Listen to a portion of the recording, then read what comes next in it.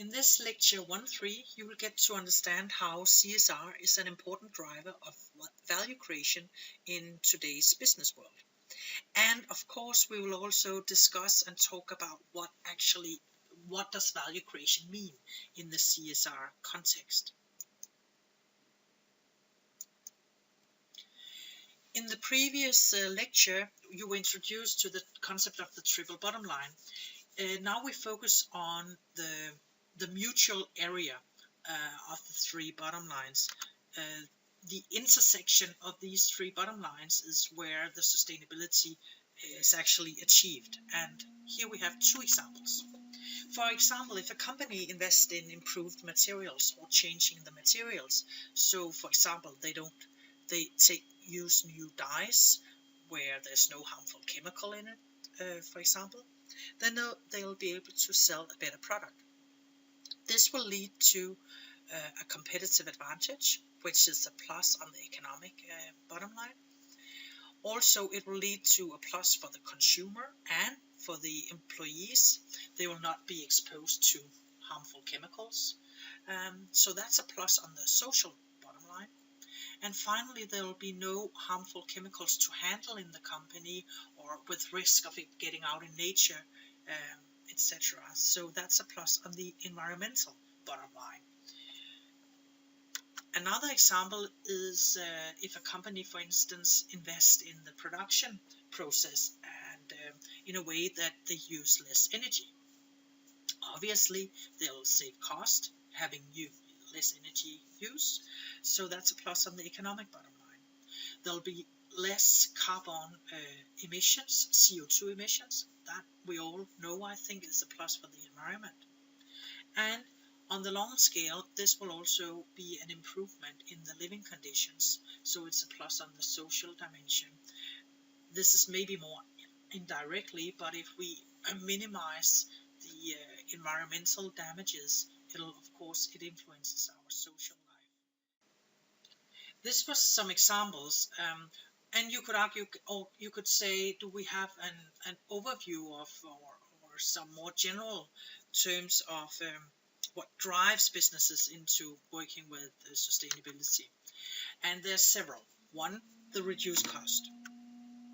It can be to preserve resources. There might be scarce resources, or prices are going up on the resources we need. So if I can minimize or substitute resources to something else, it can drive me to make changes.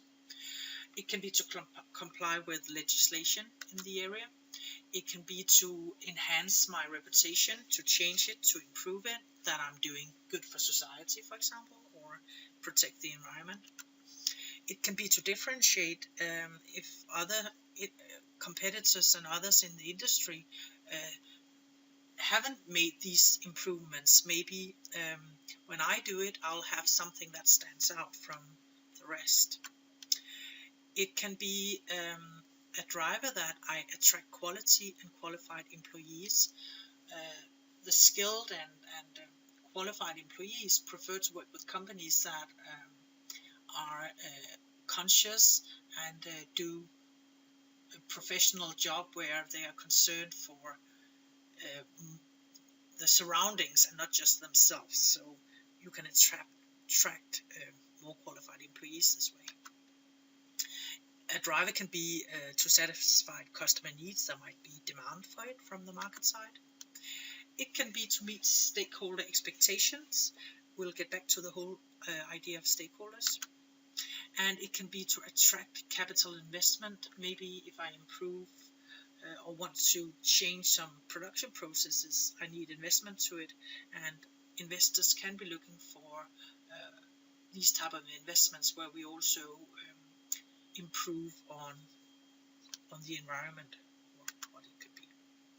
It can be to capitalize on new opportunities. All the listed was what drives a company to make these changes. A company is also here to create value, and here we talk about the concept of a shared value. The concept is put forward by Michael Porter and Mark Kramer in Harvard Business Review, and it's becoming a classical article in this field. It's about creating shared value and how to reinvent capitalism and unleash a wave of innovation and growth. So you are driven by these different motivations we just listed, but it all comes into the whole concept of shared value, and the definition is listed in this box here, and it's defined as policies and operating practices that enhance the competitiveness of a company while simultaneously advancing the economic and social conditions in the communities in which it operates. So you can see it's quite similar to the modern way of CSR, as we have talked about. The company needs to have it. The idea of creating value is part of the business. It's integrated in the company for the good of the company, but also for the good of the community. To further explain the concept of creating shared value as Kramer and Porter uses, I've listed these two listed the difference between the classical corporate social responsibility and the classical business understanding of it versus the creating shared value concept, which is the new way of thinking business. And in Porter and Kramer's version, it goes like this. In classical CSR thinking, the value is about doing good. In the new concept, it's economic and societal benefits relative to cost. So it's more than just doing good. It's about classical CSR business thinking. It's about citizenship, philanthropy, and sustainability. It's about I add something if I'm a good person, kind of. In the modern version of creating shared value, it's about joint company and community value creation. Classical CSR is discretionary or in response to external pressure. So it's something we do in order to react to conditions. In the new approach, it's integrated into how we compete. It's a part of what makes sense in our way of doing business. In the classical way, it's separated from profit maximization. It's something extra, it's something we pay, kind of. In the new way, it's integrated into profit maximization, or it's an integral to profit maximization. It feeds to the product maximization. The agenda on the classical CSR is determined by external reporting and personal preferences. So it kind of I like this idea of that my community takes care of homeless people, so we can support that. That could be a nice thing. In the new way, it's a company specific and internally generated. So it makes sense for the company to work with homeless people, for instance, because we have food leftovers that could be integrated or whatever. So instead of throwing it away, we could give it to somebody, as an example. In classical CSR, the impact is limited by corporate footprint and CSR budget. So there's sort of a limit to it. This is what we'll spend. In the classical, or in the new way, the creating shared value, it's part of the whole budget. So the example they give, Porter and Kramer, is for classical CSR thinking. It could be the whole fair trade movement, the whole fair trade purchasing, which is a very good idea. There's nothing wrong with fair trade purchasing. But when I purchase fair trade, I can be sure that the farmers, in the end, the producers, has gotten a fair price for their product and their production. In the new thinking, Porter and Kramer claims that this is not really enough. In the creating shared value, you would work on creating value in the community where the farmer is placed. So it would be to work with him to improve his production ways, to how to work with the soil, to improve logistic surroundings or supporting activities around. So you help develop the industry in the local community, and this will increase the quality and the yield for the farmer. In order for all this to take place, it can be, I'm one little company, and how can I deal with all this? It's quite confusing. But a way to also think about this, or where you can find maybe cooperation that can help you develop some of these areas, we can look at the whole concept of stakeholders. Stakeholder becomes very important here, not just as possible partners in developing new areas, but also in the context of in this definition of creating shared value. It's value not just to me but to the surroundings. So maybe I should look to my surroundings of what value to that is important to them. And we'll start out with the definition of stakeholders. It includes all groups that are directly affected by the company's operations. A more extended understanding is that it also includes groups that are indirectly influenced or has an interest in the industry. And I'll list a lot of them here. It can be, of course, the shareholders, the owners of the company. In traditional business thinking, we were focusing just on the shareholders. In the creating shared value thinking and the modern CSR thinking, it's the stakeholders, or the shareholders are only one of the stakeholders. Investors, employees, customers and consumers are important stakeholders. Local community groups, suppliers can be a very important stakeholder. We are dependent on our suppliers, as we are with all the other stakeholders. That's one of the ideas of the whole stakeholder concept. But we could develop really good new solutions with our suppliers. The competitors are also stakeholders. NGOs can be non-governmental organizations, can be very important stakeholders to work with. Interest organizations, and finally governmental institutions, and it can be on both local, regional, national and international level. It's always recommended to do a thorough stakeholder analysis as part of the CSR work. With all this in mind, we talk about a paradigm shift. There's new ways of doing business.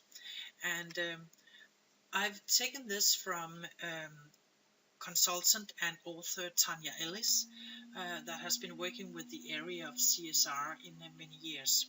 And this is an overview where she talks about the old paradigm and the new paradigm. And she organized it in different sections. So, and please note that this is only excerpts from her total overview. But the first section is a business world disorder. So in the old paradigm, the thinking is that corporate responsibility is a liability. In the new paradigm, it's business. Corporate responsibility is business. Old paradigm is about greed. In the new paradigm, it's enlightened self-interest. So, of course, I would have my own interest in mind, but I would also have it in consideration and cooperation with others. In the old paradigm, we think a lot either or. Either you're with us or you are against us.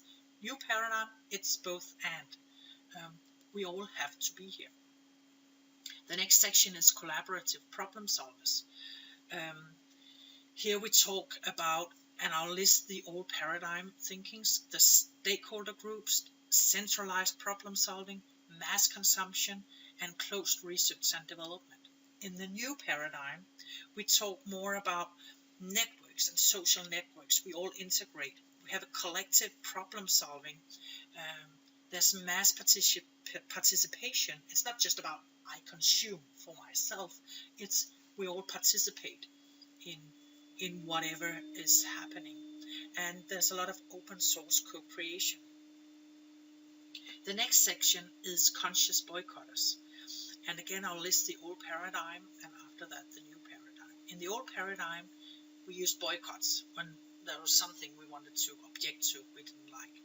It's about price quality based products, luxury consumption, and big brands. In the new paradigm, we still think boycotts as a tool to sort of say we are not happy with this particular product or company, the way they behave. But it's much more about value-based products, sustainable consumption, and ethical brands will be the big ones. The next section is responsible business version 2.0. In the old paradigm, the classical way of thinking was there's one bottom line, that's the economic. It was shareholder value creation. It was compliance and risk management, and it was add-on CSR. It was something we could do if we would like to be good. In the new paradigm, it's a triple bottom line. It's about stakeholder value creation, as we have just been through. It's about business development, and of course it's also risk assessment in this, but the focus is maybe different. And it's strategic CSR. It's integrated into the strategies of the company, as we have also discussed with the concept of creating shared value. Finally, we have a business force for good in Tanya Ellis's version. And here the old paradigm is we think competitors, mergers, and top-down or bottom-up. In the new paradigm, we tend to think much more partners. We think buy-ins instead of mergers, I eat you kind of thinking. Now it's buy-ins. I buy into your business idea. And it's top-down and bottom-up.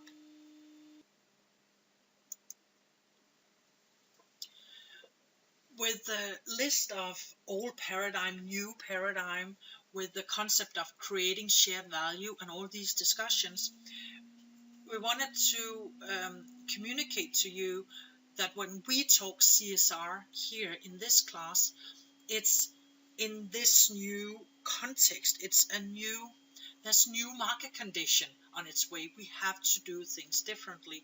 The thinking of business is changing. So it's illustrated here with there's a lot of pieces in the puzzle, and some of the pieces are simply being changed, or maybe we even change the whole puzzle. It's a new way of doing business, and CSR and sustainability thinking is a natural thing to integrate in order to develop my business under these new conditions.